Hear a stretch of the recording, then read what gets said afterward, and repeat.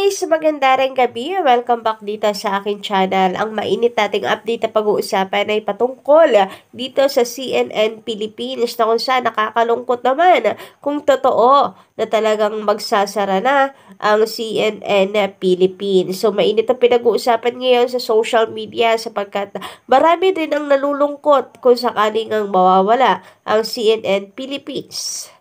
Lalo pat kilala ang CNN bilang transparent and unbiased pagdating sa pagbabalita. Nakakalungkot lang isipin na ito ay magsasara di umano ayon sa iba. Samantala meron namang hindi maiwasan na i-connect ito sa Itbulaga. But before that, narito guys, ang update sa Legendary Cans. So marami po ang natuwa sa pagtambal at tawag dito performance ni Karen and Lance kanina. So hindi tuloy maiwasang matukso si Karen dahil bagay daw ang dalawa at pwede rin daw na maging duo ang dalawang ito at gawa ng segment ng TVJ or kung hindi man segment, pasikatin ang dalawang ito bilang magpartner sa hosting. So, meron din pong mga nagsasabi na ito po ang huhubog lalo kay Karen sa hosting skills, sa pagkanta, sa kanya pong tinatahak na career. And ito ang balak ng TVJ for her. Well, magkaalaman po tayo niyan. Kayo ba? Ano pong inyong palagay? Anyway, another good news, Collegiate Tower Cards, sapagkat trending po, laging pasok ang hashtag Main Mendoza sa trending sa dati pong Twitter na ngayon ay X platform. Pati po ang Legit Tower Cards laging pong pasok. Yan sa mga hashtag trending sa atin sa Pilipinas. Ganun din ang Itbulaga TV5. O ayan ha, may TV5 na. Baka mamaya masabit na naman yung kabila. Kesyo, kanilang kiniklaim na sila ay Itbulaga.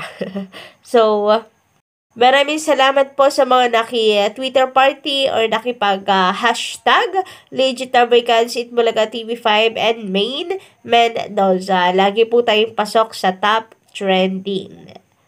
Ganyan po magmahal at sumuporta ang mga legit Americans.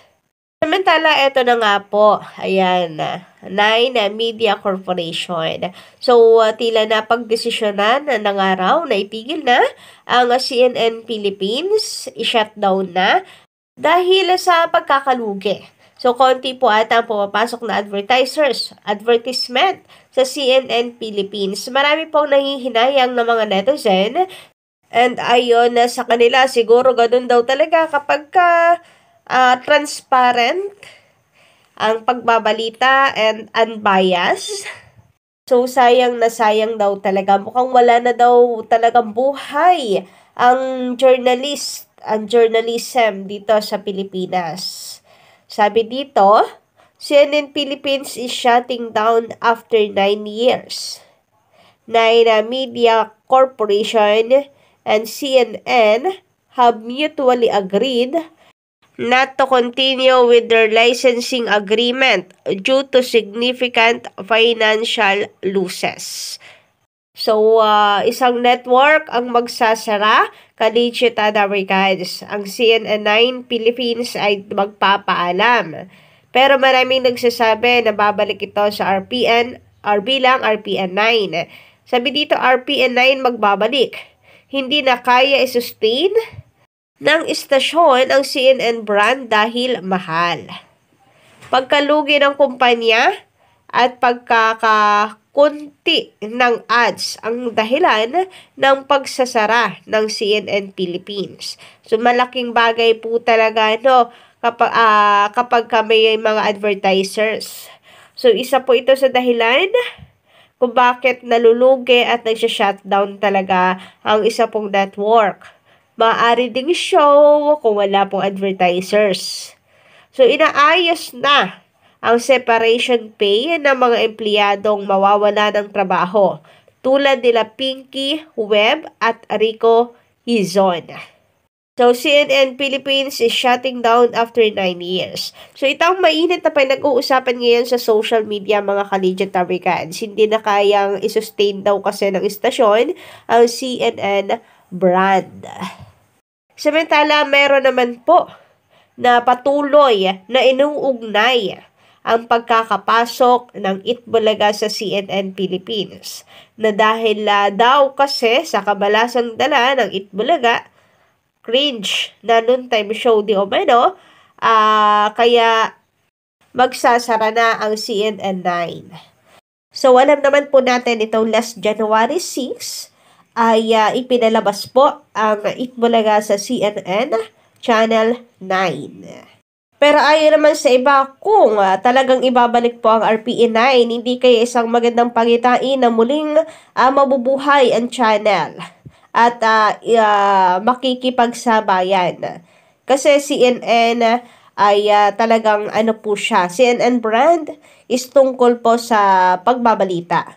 Kaya nga parang meron akong nabasa mula nung unang ipinalabas ang Itbulaga sa CNN. Sabi nung Legit Americans na nakita kong post noong January 6, parang ang awkward daw na makita na pinapanood nila ang Itbulaga sa CNN. Kasi pag CNN, patungkol to sa pagbabalita talaga. Kaya kung maaari daw, kapag Itbulaga naman ang palabas, 9 na lang ilagay kaysa sa CNN. Parang awkward nga daw kasi. Yun kasi ang brand ng CNN, ang broadcasting, ang journalism. Pero nawa, lagi po ninyong pagkatatandaan, ka-Legit Americans, sa isa lamang po ito sa paraan ng paninira. Meron lamang po nakita ang mga bashers na butas para po siraan ang TVJ na kesyo dahil sa Itbulaga. Kaya magsasara ang CNN Philippines. Samantala, sabi naman dito sa komento po ni Sir Bongbong Ocayna Jr., maganda ng gabi sa inyo, sir. The trademark of tape on Itbulaga at IPO had been cancelled already. So, what is to be cancelled then by the IPO as per the RTC order?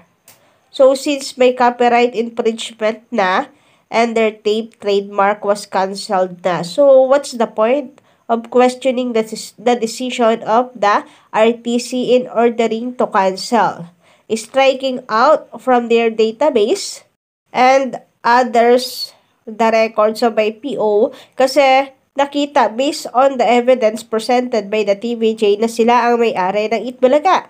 Alam nga naman na may decision na ang korte for copyright infringement at may injunction na gagamitin panang tape ang Itbulaga. Ano ito? Kalokohan? So, ayun na nga. Natungkol po dito sa sinabi ninyo na ano pang ikakansela ng IPO as per RTC order. Kung kanselado na already ng IPO ang registration ng tape. So, hindi lang kasi pinapakancel. As in, pinapadelete sa kanilang database ang lahat ng ay naman pong history ng Tape Inc. sa IPO na nagpa-register sila ng Itbulaga. Lahat yun pinapadelete, pinapatanggal sa IPO. Even yung mga expired ng registration ng Tape Inc. Base po sa ating pagkakaunawa sa naging desisyon ng Marikina RTC. And patungkol naman dito sa sinasabi po ninyo na what's the point of questioning the decision of the RTC in ordering to cancel, striking out from their database and other records of IPO? May copyright infringement na and kanselado ng trademark ng tape, ay ang katwiran po kasi nila hindi pa daw na pagdidesisyonan kung may copyright sila Jennifer. So, nakalagay lamang daw doon ay bawal lang gamitin ng tape ang mga audio visuals, etc. Pero walang nakalagay na malinaw na napatunayan ng TVJ at ni Fere na sila ang may karapatan at sila ang copyright owner. So, nakalagay yan sa kanilang apela na ang dapat daw kasing pagdesisyonan ng tape is whether kung may copyright sila Jennifer. Pero bakit? Ang naging desisyon ay tanggalin, pabura, sa IPO ang kanilang mga records and ang kanila pong registration. And bakit ang naging desisyon ay pagbawalan silang gamitin ang mga audiovisuals. Gayong bilang producer daw, sila ang may karapatan at sila ang may-ari noon. Na for me, di ba, automatic na yun? Di ba, matic na yun? Di ba, common sense lang naman? Na kaya ang naging desisyon ng Regional Trial Court ng Marikina is bawal na nilang gamitin ng audiovisuals, theme song segments. Kasi nga, TVJ at si Fere ang copyright owner. Siyempre, sila yung nagreklamo, di ba? Sila yung kinatigan. So, sila yung may-ari.